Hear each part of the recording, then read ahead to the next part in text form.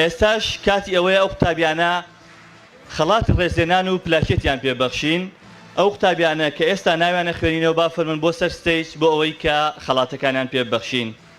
قوتابی ماریا دلێر بە کۆنمرەی 97.43 با فەرمێت. داوا لە بەڕێز مامۆستا بەشدار عەبدولخالق بەڕێوەبەری گشتی پەروەردەی هەولێر زەحمەتی بدەین کە بۆ پێدانی پلاکێتەکان فەرمێ بۆ ئێرە.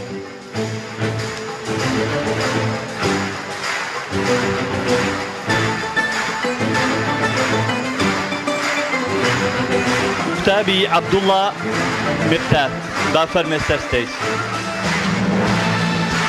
بە کۆنمرەی 97.43 ڕیزبەندی پلەی دەیەکەمی هەرێمی کوردستانی وەرگرتووە با فەرمێت. قوتابی نور دیار بە کۆنمرەی 97.71 توانیوێتی ڕیزبەندی پلەی دەهەم وەربگرێت لەسەر هەرێمی کوردستان با فەرمێت.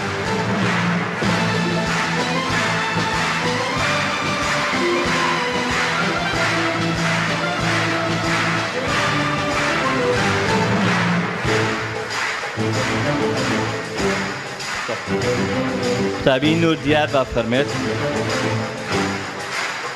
قوتابی ڕەوان محەممەد بە کۆنمرەی 97.71 ڕیزبەندی پلەی دەهەم لەسەر هەرێمی کوردستان با فەرمێت.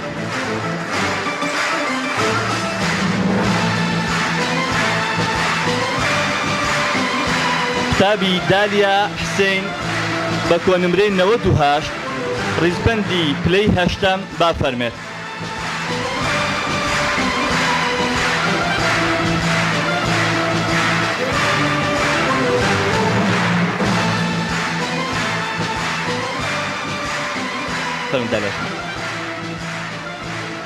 قوتابی عومەر کاظم بە ڕیزبەندی پلەی هەشتەم 98 بەدەستهێناوە با فەرمێت.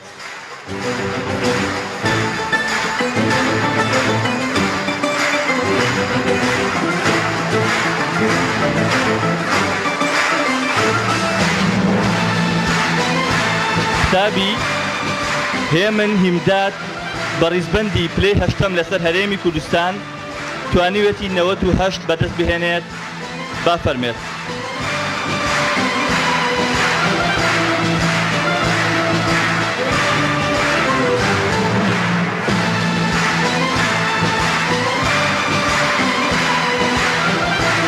قوتابی هێمن هیمداد.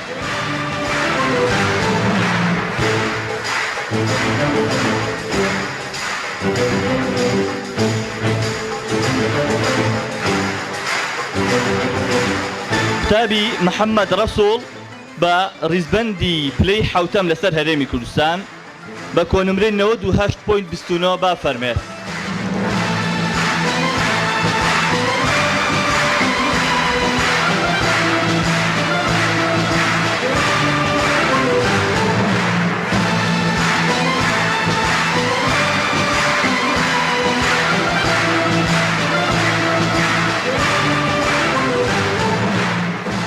زۆر سپاس بۆ بەڕێوەبەری گشتی پەروەردەی هەولێر مامۆستا بەشدار عەبدولخالق کە عەزیەتیان کێشا بۆ پێدانی و پلاکێتانە.